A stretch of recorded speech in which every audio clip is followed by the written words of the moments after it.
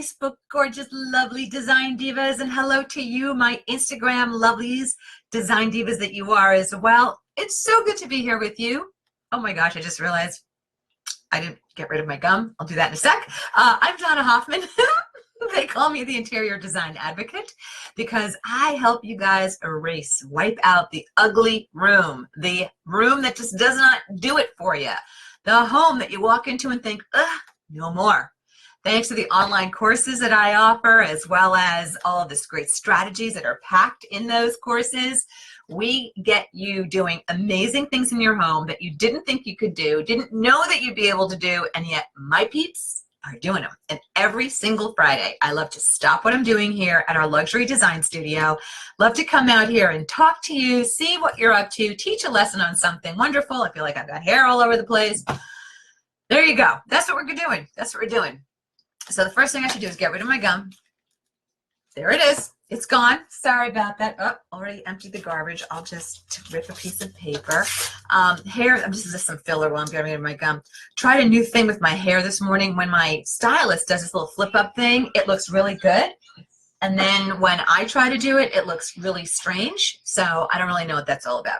Sandy liked it. I think it looks weird. So pardon the flip to do if it's bugging you today. Couldn't undo it before I came out here live for you.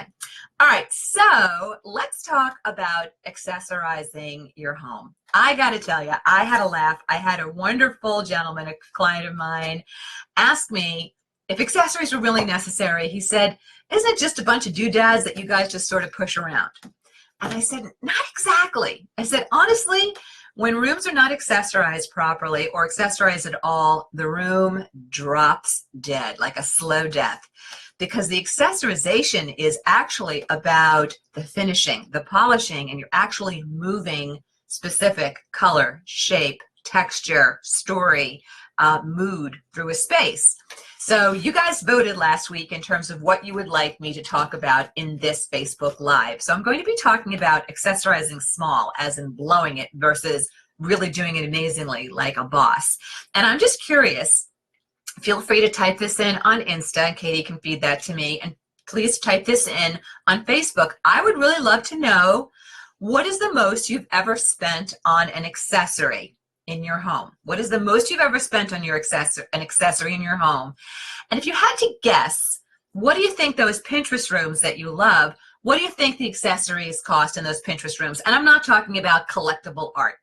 Take the really pricey art off the table, but just the accessories, the things that are on the tables, on the bookcases, and so forth, okay? So what's the most you've ever spent, and what do you think those Pinterest gorgeous rooms, or those house-worthy rooms, what do you think they cost in terms of accessories? So let's talk about what you're probably doing if your accessorization is not amazing. If you don't walk into a room and go, ah, perfect, it's finished, it's fluffed and puffed, then you're very likely blowing it on your accessorization. What do I love about accessories, and you should too? They're power tools. You can do an amazing reinvention of a space so quickly by re-accessorizing or correcting the accessorization. You might have great accessories in your space right now, but the style out is your problem. Or you might have some holes or some problems in terms of the types of accessories that you have. So what are some small, going small issues that I see with brilliant design lovers, brilliant design divas like you? Well, one of them has to do with small, meaning size. A lot of itty-bitty things reads like clutter, reads like nothing. And really with accessories, you want to be able to either have a standalone piece or a grouping of pieces that together the grouping makes sense. The grouping says something. And when you have a lot of itty-bitty things, 6 inches or smaller, it looks like a whole bunch of nothing. So the problem then gets exacerbated if you are a collector. If you love itty-bitty statues and itty-bitty teacups and, I don't know, collections of just the itty-bitties, and you try to make that look like something in a bookcase, on a shelf, on a bedroom dresser, it's a mess. You just can't do it. In fact, when you want to think about accessorizing, you want to think about having a good mix, and most people don't, of small, medium, large, maybe even some extra large pieces, depending upon your home, depending upon your ceiling height, depending upon the furniture layout that you have.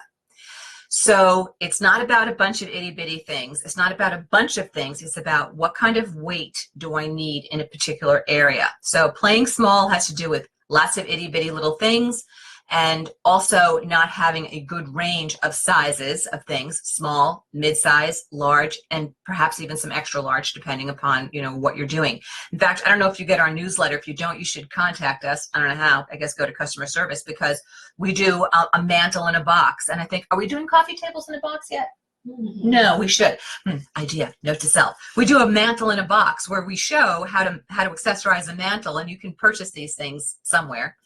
We give you links and things, but we're really careful in what the sizing of things are on that mantle. And let's just back up, by the way. If you think accessories are just doodads that go on tabletop, that's a tabletop accessory. But accessories are also pillows. If you have pillows in a space, accessories are also your art, which can be on a wall, can be leaning on a piece of furniture, right, with other accessories styled in front of it. Accessories can, I said pillows. Oh, lamps. Lamps are sort of a hybrid. They're sort of an accessory, and they're sort of a functional piece of your furnishings, right, because they give light. But they're definitely part of the total accessory story. So again, when I talk about small, medium, large, extra large, I'm talking about tabletop. So again, I'd love to know from you, what is the most you've ever spent on an accessory if you're just joining us? An accessory for your home, not for your body. So some other things that I think are really a problem that keep you designing small and accessorizing small and blowing your spaces.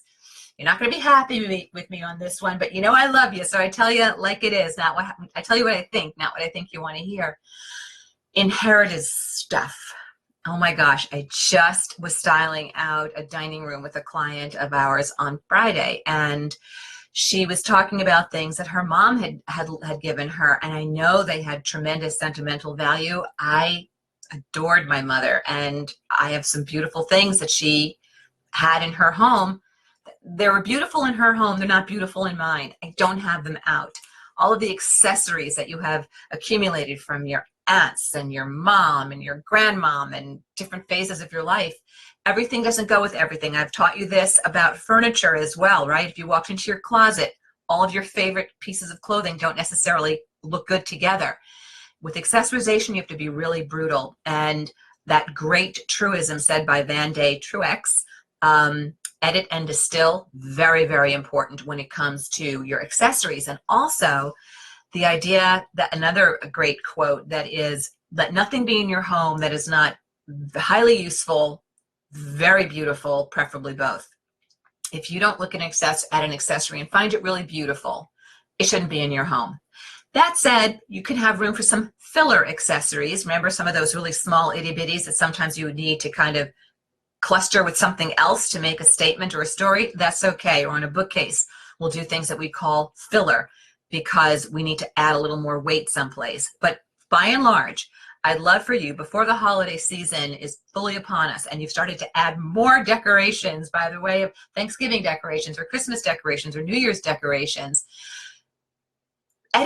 take everything out of a room. And if you don't love, accessory-wise, if you don't love it, don't put it back.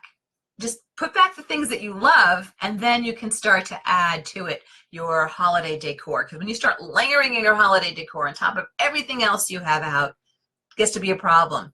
Edit. You may even at holiday time want to think seriously about removing some of the accessories that you do love to make room for holiday accessories as well. And then the last thing where I see you giving up the goods when it comes to not crossing the finish line for accessorization is that there's no through line. There's not a clear thought as to why you've added all the accessories and curated all the accessories in a room. Yeah, curated. It's not like, oh, I'll buy this on vacation. Oh, this looks good at Home Sense. And oh, this looks good at Home Goods. And oh, this looks good from this furniture store or from this catalog. What is the texture you need to add to a space? What is the space? What is the shape you need to add to a space?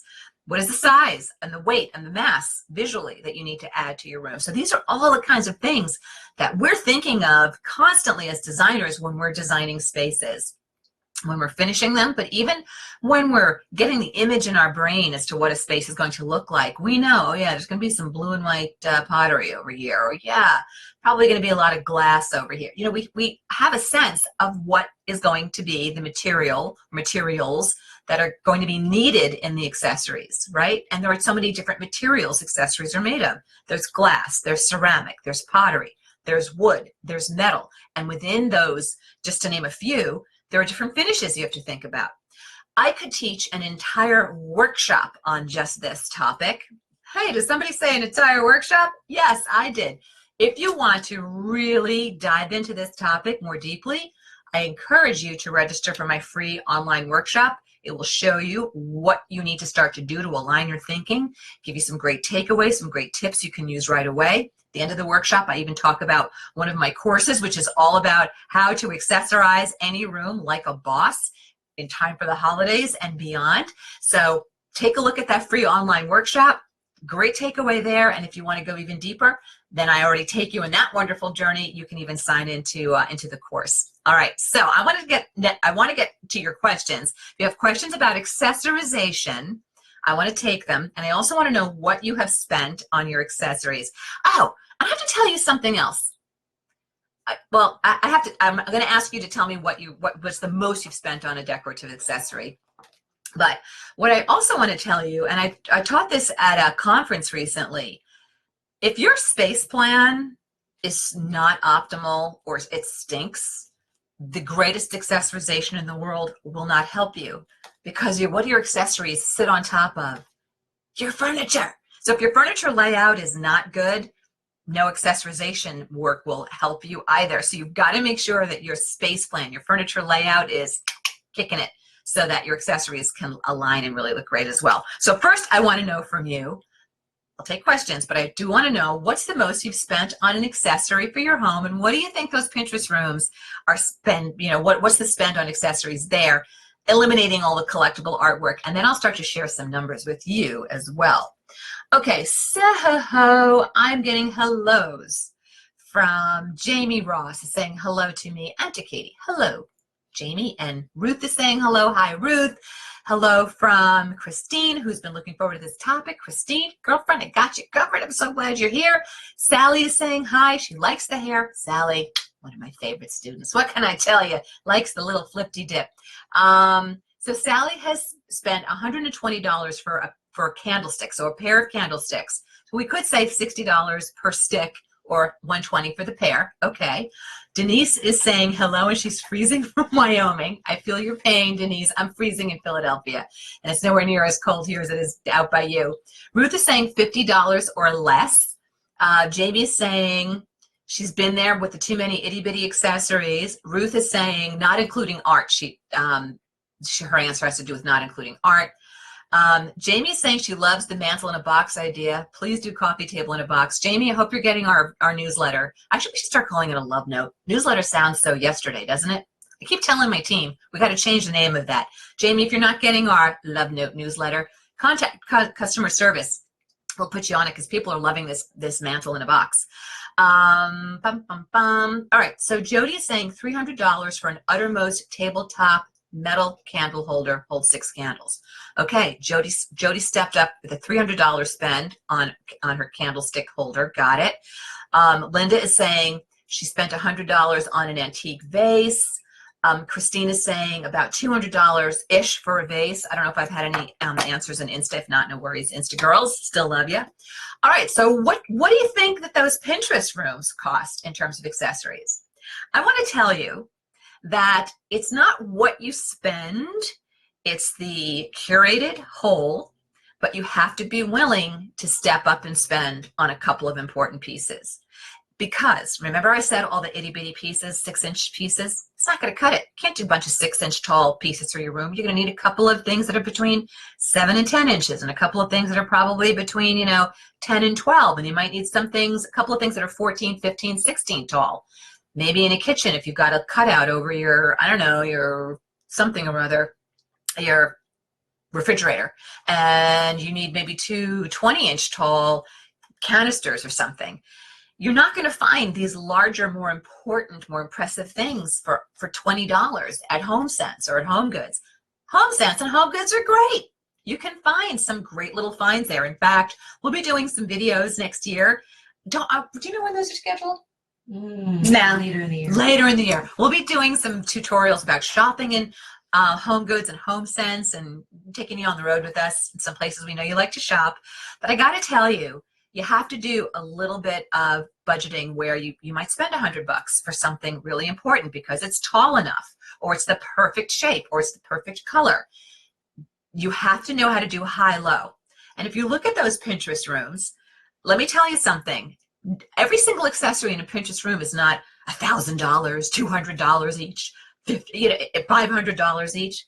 Plenty of items in that room. Something for $85, something for $60, something for $30, something for $80, something for $25, something for $200, something for $90, something for $300. 3 little things for $24. It adds up. It adds up. It adds up. So over the course of a room, yeah, you might spend $1,000, $800, $1,500 in a super souped up room. And I'm not talking about the pricey art. I'm talking about if you have a bookcase that will suck up accessories, if you're not doing all books, you might be in closer to that $1,200 price point for all your accessories in a family room that has 2 built-ins. You might be. If you are in a bedroom, you might hit $800 or $700 in a Pinterest room. You're going to do it all at once? Maybe not. But why am I telling you these numbers to scare you? No. But when you are budgeting a room redo, you need to be really brutally honest with yourself on the total budget, and accessories have to have a line item. When we do a line item projection here at our company, which we do for every single project that we do for every single client, whether we're doing the whole home, 3 rooms, or 1 room, there's always a line item preserved for accessories, always. And in the luxury world, yeah, we do put in $1,000 placeholder as a minimum spend, as an anticipated spend in a room. Now, if we have a lot of things we can reuse, of course that number comes down. You can shop between your rooms. You might have some great things in your master bedroom that are over-cluttering that space that would be perfect in your living room or perfect in your family room. Be willing to re-envision things from space to space. Just because it's a candlestick that has been in your dining room doesn't mean it couldn't look fantastic in your bedroom. Who knows, right? Depends upon the setups that you're doing. And certainly teaching you how to do setups is a very visual thing. That's something I do in my course, Design CPR. But just to get your brain thinking about, if you're giving yourself the pressure that you need to accessorize your room entirely for $150 and you're not getting the result that you want, I'm going to tell you that on a budget of $150, accessorizing an entire living room, an entire family room, it's going to be tough. Gosh, I partially filled a cart in HomeGoods. Partially filled. It was $150. There was a lamp in there. It filled a tiny portion of a living room, right? So accessories is not about blowing it all on one accessory, but it's about anticipating that over the course of the room, yeah, it's gonna add up. But without those accessories, a room looks like a half-baked cake. That wonderful banana bread batter you worked on, it looks delicious. You licked a little bit off the beater. You put it into the oven. It needs 35 minutes in there to cook, to bake. If you take it out after 10 minutes, that top might look a little bit formed, but the inside's a runny mess. If you put together a room and you haven't accessorized it, it's like cutting into and chewing on a piece of half-baked cake. Might look a little done in places, but runny and a mess on the inside, and you'll never get the beautiful rhythms and the beautiful polish and the beautiful finish that you're looking for in a space if you don't include accessories in there. Small, medium, large, extra large, and styled out perfectly. Selected, I'm getting a lot of hearts on that one. A lot of hallelujahs on that one. Styled out to perfection, styled out with strategy, selected with strategy. Accessories are not just a random thought that you just throw out there. Okay, so if you have a question on accessories, I am glad to take one. And while I'm calling out for questions on accessories, and I'll see if there are any or more comments, I want to let you know what we're talking about next week. Oh, and I have to ask you a favor, my lovelies. I have a favor to ask you. So we found out that we're up for a design award, a Best of House design award at House. And you can help us win that award by going to the link that I've posted in the PS of my notes, sorry, Insta.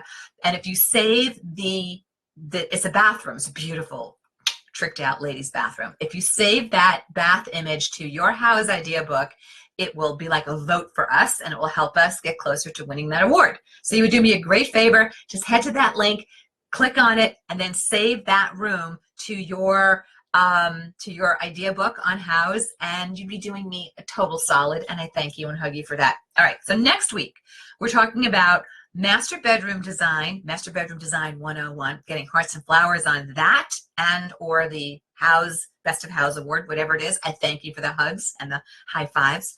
So Master Bedroom Design 101. You know, we're heading into the holiday season. Everybody's thinking about the main sections of your home, and we just ignore the master bedroom. It's one of the most ignored spaces, and we spend so much time there. So we're going to talk about master bedroom design next week, Master Bedroom 101. In the meantime, if I have any questions about accessories or comments, happy to share those. So Christine is saying that she's learning that you can spend a wide range. Price is not always the gauge. That's true. Listen, guys, Christine, that's a great point. You can go to a resale shop. Yes, you can make a killing there. You can go to a flea market. Yes, why not? But be willing. Don't walk away from something that's perfect because it's $15 more than you wanted to spend on it, or even $25 more than you wanted to spend on it. If it's perfect, if it's the right size, if it's going to anchor enough space on your dining room table or on your dining room sideboard or on the coffee table in your family room, do it. Buy it when you see it. Be willing to spend just a little bit more, and don't limit yourself because you have an unrealistic expectation of what accessories really do cost. No one accessory will break the bank, but together they do start to add up. That is true. But so you can always ask for Christmas. You can ask for, Visa gift cards. Why not? I mean, that people can help you accessorize your spaces. All right. Question coming in from Insta, from Julie. Hello, Julie, on Instagram. What accessories do you recommend above a mantle that also has a TV hanging above it? I do a whole lesson on this inside my course, not the free workshop, but inside the course, because I show so many examples of, I believe, I'm going to back up, Julie, the way I teach design, which is why people really like the way I teach design. To me, it's like peeling an onion. And, you got to sit before you can stand. You got to stand before you can walk. You got to walk before you can run or dance, right? So there are certain style out formulas that you need, Julie. So this would make sense to you. And it also has to do with the depth of your mantle. In general, I am not a fan of accessorizing when there is a TV flat screen over a mantle. Usually I let it just be. However, if you have a particularly deep mantle and the mantle is large enough beyond the flat screen, you can do some limited accessorization so that you're not distracting at all from the flat screen. So what type of accessories are those going to be? Well, they're going to probably end up being anywhere in that mid-size, from large to mid-size, nothing little, because that flat screen's big. It's going to dwarf everything next to it. So some sort of pairing, some sort of trio, maybe to one side, doesn't have to be symmetrical. Again, I show different symmetrical. I do a lot in the course about mantle style out. So this will make more sense to you with visuals, but saying what accessories do I recommend? So to pay attention to size, make sure it's not so big it's overpowering. You never want anything on a mantle that looks like it's going to spill off the mantle, and mantles are not that deep. So you got to really, so the struggle with the accessories is often the taller they get, the wider they get, right? So that can be where some of your struggle is, Julie. So think in terms of mid-size and larger, avoid the itty bitties, and either you be willing to do something asymmetrical, just to one side, just to kind of throw a little weight there, but not overpower things. Alrighty. And I'm getting Katie telling me, speed up, girl. We're running out of time here. So Katie says it a lot nicer than what I just said. So Christine is saying, so Evelyn is saying $100 on a tablecloth that I never used and ended up giving it away. Well, Evelyn, here's the story. I'm going to hold you accountable on that one, because I don't think you purchased that tablecloth with a very clear strategy. And if you've taken any of my courses or spent any time with me here, you know I'm all about strategy. Nothing gets purchased without strategy. You want to know what you're doing, why you're doing it, how to do it, so that you know what your spend is and you know exactly what it is you are spending on.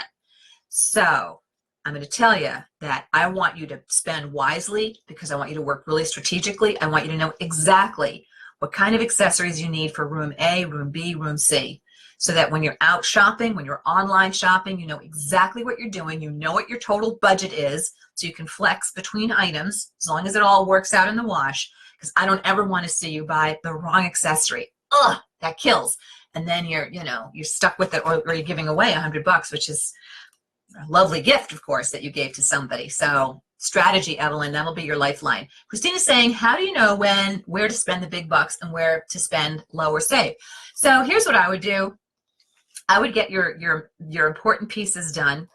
Let's say you want a tray to set up on your coffee table. I'd be willing to spend on that tray. If you don't find the right size in HomeGoods or HomeSense, because HomeGoods and HomeSense are a great option for fill-in, but they're not reliable. You don't know what you're going to find, right? That's part of the treasure hunt. So I would get the important pieces lined up that you love, and then you can backfill in lower cost catalogs and stores and so forth.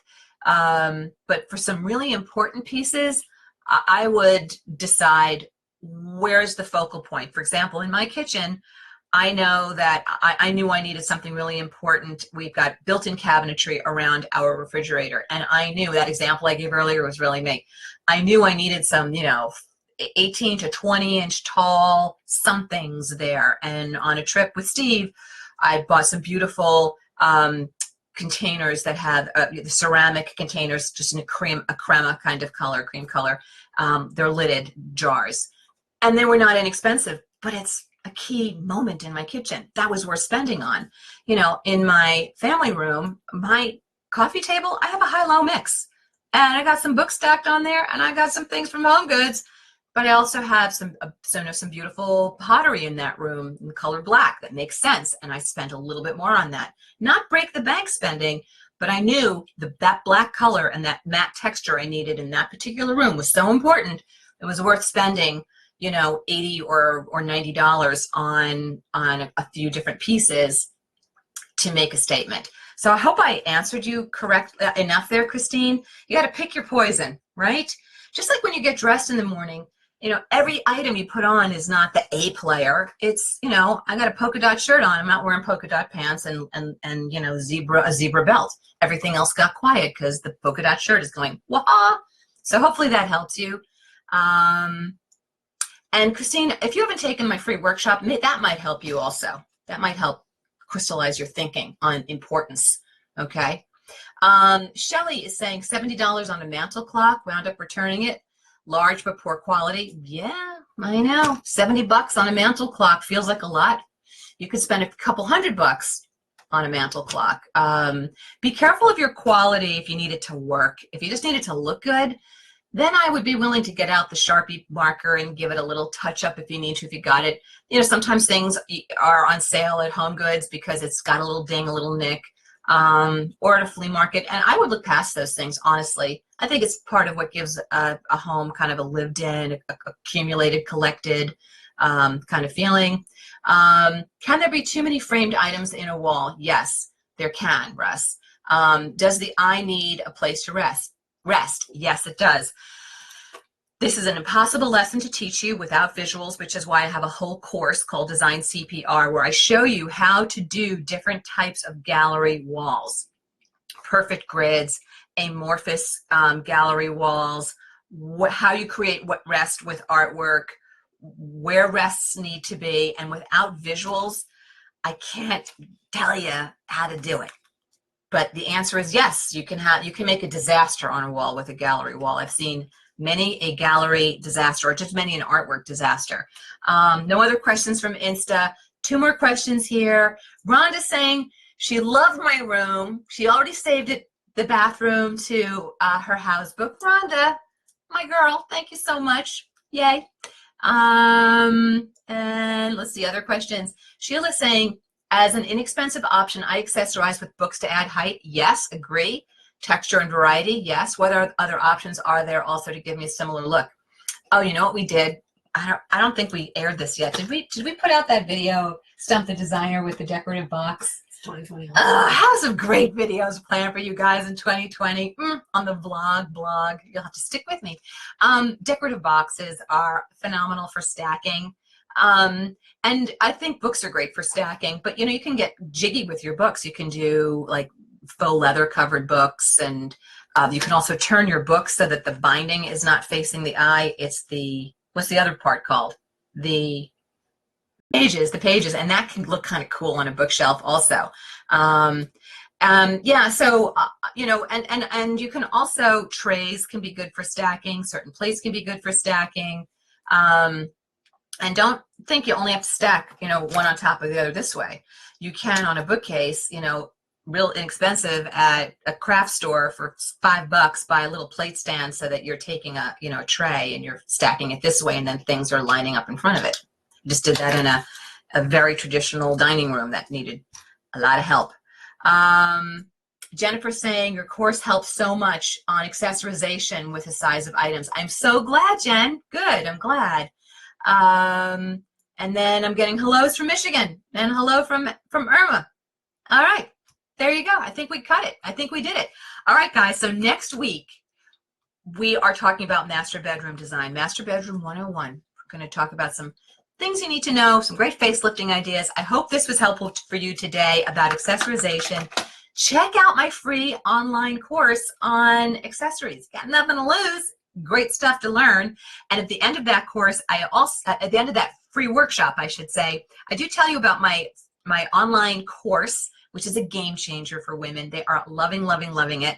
And I'd love to do that for you before the holidays, because it is holiday season. Don't we all know it? Okay, dolls, I'll see you next week, 4 p.m. Eastern for Master Bedrooms. Great seeing you. And thanks for voting for us for that house room and helping us win that award. We appreciate it. We'd love to have you go to that link, click on it, save it to your idea book, and that's a little hug you're sending to me and to my team. So thank you. All right, guys, see you next week.